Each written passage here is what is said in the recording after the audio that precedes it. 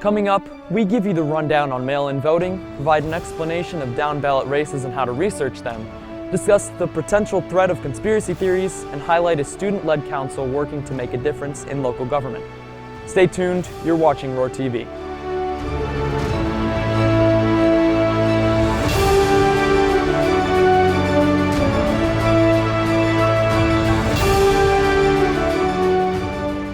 Good afternoon, Oviedo. I'm Tyler Crush. It's Tuesday, November 3rd, 2020, Election Day here in America.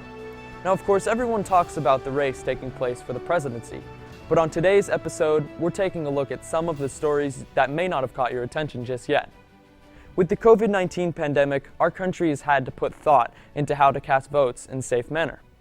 This year, many voters have turned to the option to mail in their ballots. Absentee voting isn't a new thing, and some of you may one day decide to vote absentee if you leave town for college. Reporter Devin Canada explains what you need to know about this more flexible option for expressing your voice. More so than any other election year, mail-in voting has received a great deal of attention. Seminole County was quick to ensure every voter was given a chance to utilize mail-in as an option. We were the first supervisor of elections office in the state of Florida to send out mail ballot request forms to every voter in the county.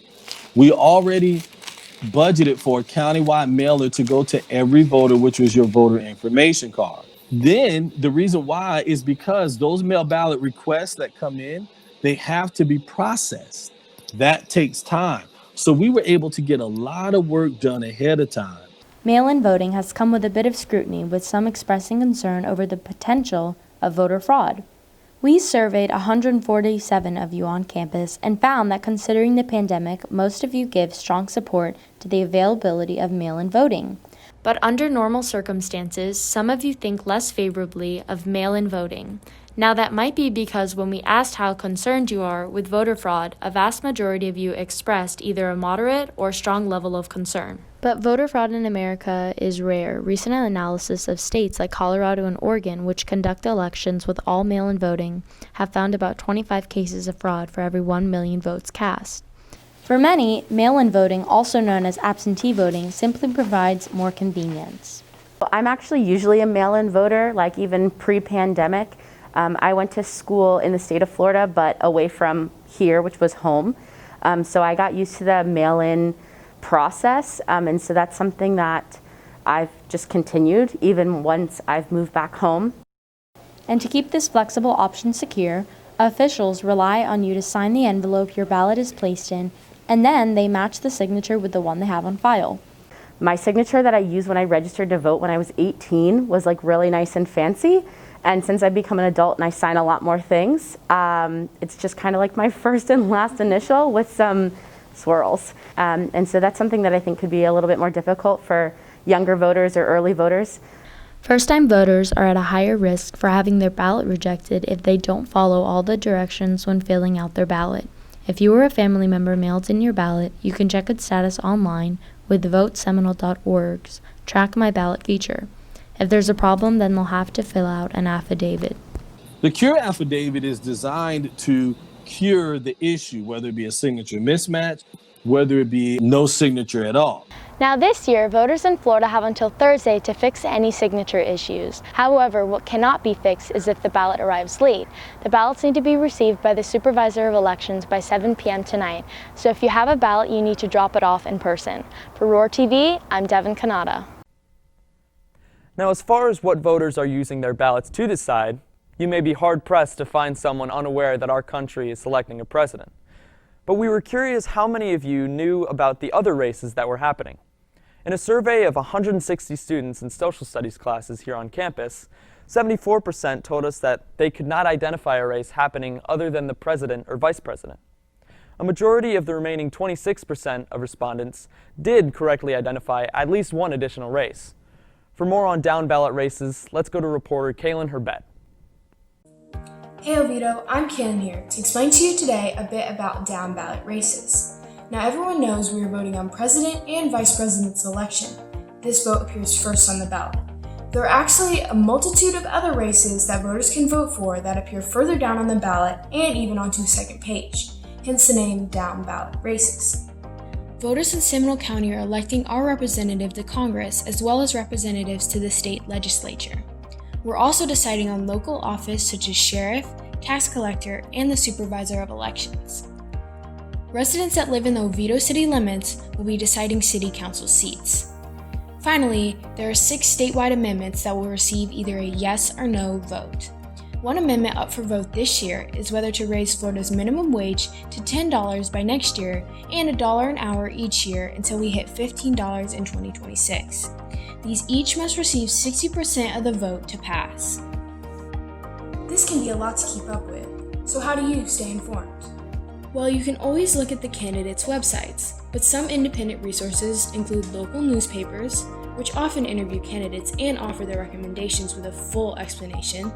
Nonpartisan sites, like Ballotpedia, will have information on your ballot and interview responses from candidates so you can get to know more about them. The Orlando Sentinel also provides their candidate interviews with a subscription.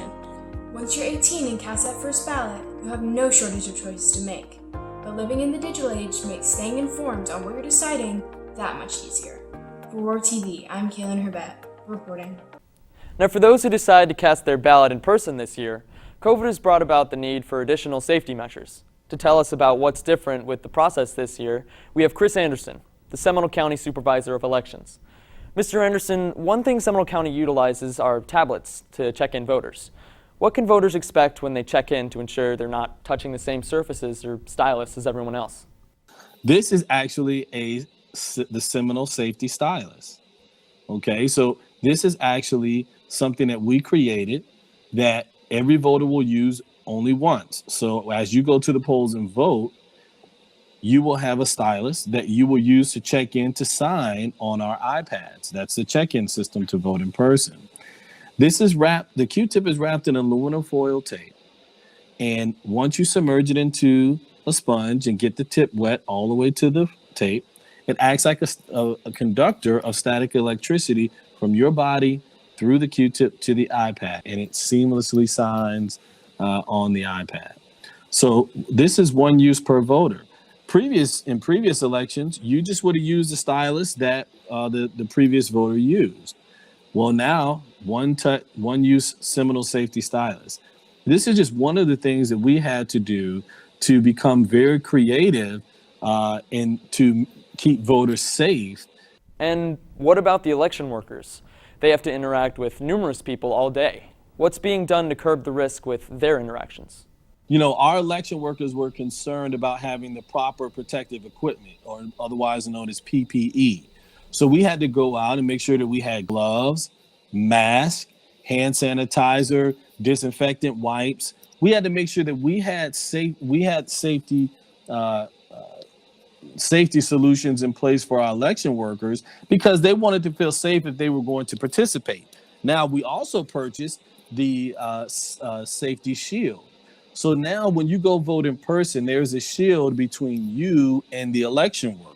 We also had to create what we call the secrecy sleeve. A secrecy sleeve is provided to every voter to protect the secrecy of their ballot. You can enclose your ballot inside of a secrecy sleeve. What we did in the past is we just rotated those secrecy sleeves through. There's no reason to not do that. Well, now we can't do that because that's being touched by the election worker, the voter, and then the voting equipment tech, and back to the election worker. So it's a complete transference of some possible germs. So what we did is we took an 11 by 17 piece of paper, and we quite simply folded it in half. And we said, hey, you know what? I'm trying to find a secrecy sleeve for you, but that worked perfectly. It was a cheap, economical way to keep voters safe. So it's one-use secrecy sleeves. Mr. Anderson, thank you very much for your time to fill us in on updates for this year.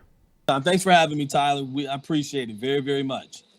Now, when you go to do research on a candidate or subject, it's important to understand which sites are reputable to get your information from. There's plenty of false news and information out there, and you have to understand how to spot it. Sometimes that false information can get taken to an extreme and develop into a conspiracy theory. In recent years, one conspiracy theory called QAnon has gained mainstream attention. Reporter Brianna Babona has the real information that you need to know about conspiracy theories. Whether it's the events surrounding the assassination of John F. Kennedy, the idea that the moon landing was recorded in a TV studio, or that the Eye of Providence on the dollar bill is evidence of the Illuminati, conspiracy theories have caught our interest for years. Now, belief in these theories is usually restricted to fringe groups, but in the age of social media, conspiracies can find new legs. And in the last 3 years, this is precisely how a conspiracy like the QAnon, which started an anonymous chat board called 4chan, gained some traction. The idea was that a person posting on that chat board was supposedly a secret agent working with President Trump in his battle against the satanic sex trafficking deep state. And this person, who called themselves Q, was talking about how soon President Trump would win that battle against the deep state, and all of these satanic sex traffickers would be sent to Guantanamo Bay to be tried for their crimes and then hung. Yeah, that sounds a bit out there, doesn't it? A conspiracy like this has no basis in reality, and its basic premise isn't even something new. I mean, the idea that there's a deep state of pedophiles working against the president, that's the plot of an Oliver Stone movie called JFK that came out in the early 1990s. Ideas that the CIA or the military killed President Kennedy in 1963, that's a deep state idea. You want your own set of, we would say facts, but they're not actually facts. But if you want your own set of interpretations, well, then you can find those pretty much anywhere. Now, fortunately, these theories aren't widely believed. In fact, we surveyed 144 of you here on campus, and 72% of those we surveyed said they hadn't even heard of the QAnon before. But these theories can flourish in certain corners of the internet. Everyone believes one, if not a few, conspiracy theories. But some people believe many, many, many conspiracy theories. And those are the people that I'm more concerned with, because those are the ones who are also more likely to act on those conspiracy theories. And it makes sense to them to accuse people that they see as their political opponents of doing the worst things possible. And in particular on social media, where our news feeds can become a feedback loop, meaning that if you have a certain belief and you mostly follow others who share the same belief, well, then your news feed is simply reinforcing that belief and never challenging it. When misinformation goes unchallenged, it has the power to remove people from reality. Make sure the facts you're sharing or reading or telling other people that are true, they come from an actual viable source. So if you're getting all your information off of Instagram, you should make sure that the account is like from a news source rather than just like a random account, somebody sharing their opinion, they're saying this is facts. The key to preventing this is to be aware of where you are getting your information from. Look out for reputable sources of information and make sure that information is being reported on by additional sources. Check fact-checking sites like Snopes and factcheck.org. We really try to teach what we call lateral reading, which is reading with more than one site up, making sure that if one site says something, then we want to research two things. One, what that website is that website actually legitimate? And two, what are other sites saying about the event? We want to tie our beliefs to what the best experts say, particularly when those experts have evidence of what they're talking about. In short, realize that not everything you read online is necessarily true. Have a skeptical mind and listen to those who know what they're talking about. We have real problems in America that need our attention, and it's only when we reject baseless conspiracies that we will then find real solutions that will help people. For Roar TV, I'm Brianna Bavona. Now let's hear what you all had to say in this week's question on Twitter and Instagram.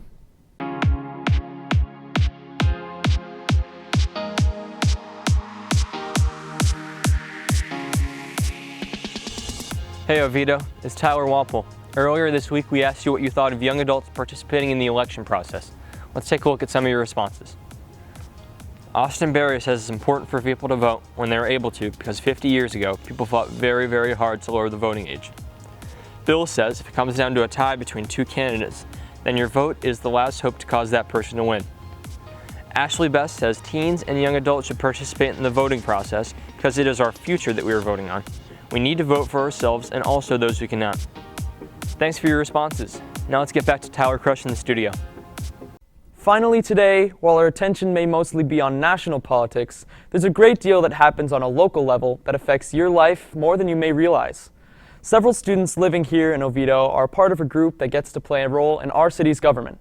For more, here's reporter Delaney Warner. The Youth Advisory Council is a club for those who are interested in participating in city government at a young age. A total of 12 high school students from both Haggerty High School and Oviedo High School are able to attend city council meetings and speak on city happenings. So they do their own thing as far as volunteering. A lot of times you'll see them at the Oviedo Farmers Market, helping the Historical Society. And they just come up with their own agenda. Our 3 pillars are representation, service, and leadership. So as an advisory council, we attend city council meetings, we hold discussions on city happenings and city functions. We're really interested in city government. The students in this organization are self-driven. Without influence from other adults, these kids are able to structure their own plans and work efficiently. They show up to every meeting, and anytime if we do something that they don't think is locked on, we hear about it. And all of the students are incredibly passionate about government, about policy. So holding discussions with these really unique individuals, that's what really kept me excited about the council. The Youth Advisory Council has made many subtle changes in our community that affect the lives of many, some of which go unnoticed. We held an event to raise money for the new Oviedo Boys and Girls Club, and they're opening towards the end of this year. So we raised over $600 at this event. It was called Oviedo's Got Talent.